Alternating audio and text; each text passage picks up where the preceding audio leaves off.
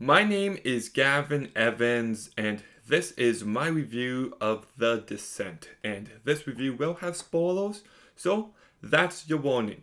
But before I talk about the movie, I do quickly want to talk about spelunking because it's awesome. If you haven't done it, do it. It is life changing.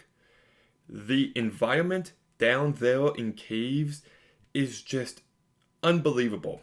It is so different and it's pitch black, and if you just turn off the lights and listen, it's very peaceful.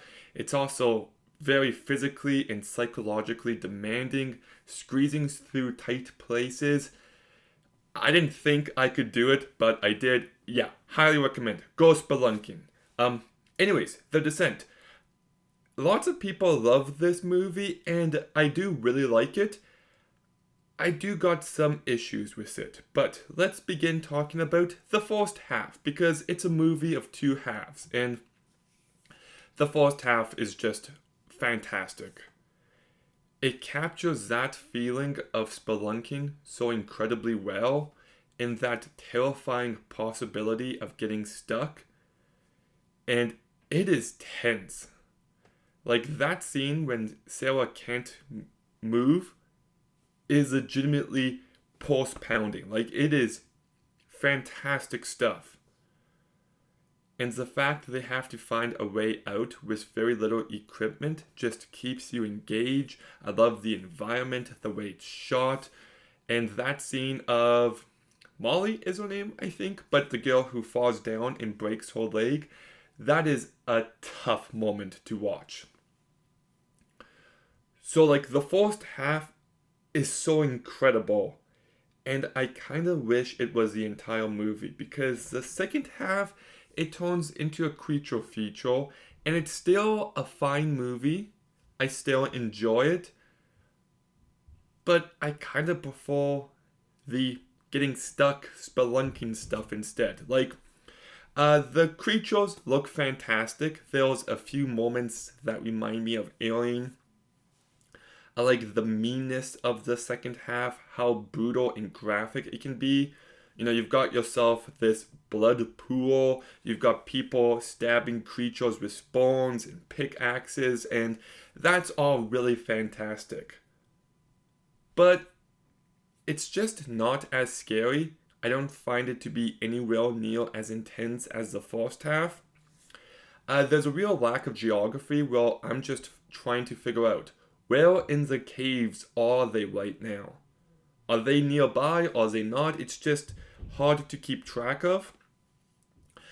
When shit goes down, there is way too much editing.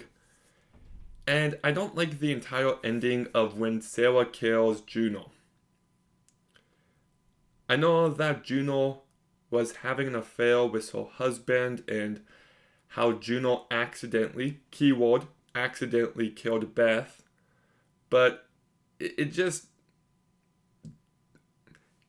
felt like shock value for the sake of it. So I yes, love the first half. Second half, still enjoyable, still fun, not as good. Thematically, I really like what this movie's trying to do about this woman who has lost everything, and you get this visual of her going down a hallway at the very beginning and how the darkness catches up. And at the end of the movie, she finds the light. She finds her will to keep living. And I thought that was really well done. I don't think the final jump scare was needed though. I get what it's trying to say about how now there's new grief in her life, but it didn't need to be done like that. I think Neil Marshall does a good job directing this movie for the most part, especially in the first half. Like I said, I love the way this environment is brought to life. I love the lighting or lack of it. The cinematography by Sam McCordy is great. And the movie is effective when it needs to be. So, yeah, for the most part, well directed. The cast does a good job. Shauna McDonald gives the best performance. I love how she becomes a complete badass by the end of the movie. Natalie Mendoza, I think, does a fine job. Alex Reed, Saskia Mordell, Nora-Jane, and Miranda Bowling all give fine performances. They're just not given the strongest material to work with. Like, no one does a bad job, but the characters aren't super compelling. So, yes, I do really like this movie. I love it when they're crawling through tight spaces, or when they're rappelling down, or when they have to get across these pits. That is this movie at its absolute best, at its most tension-filled, at its most compelling. That is when the movie is just incredible. When the movie's got the monsters, it's not as well made, it's not as tense.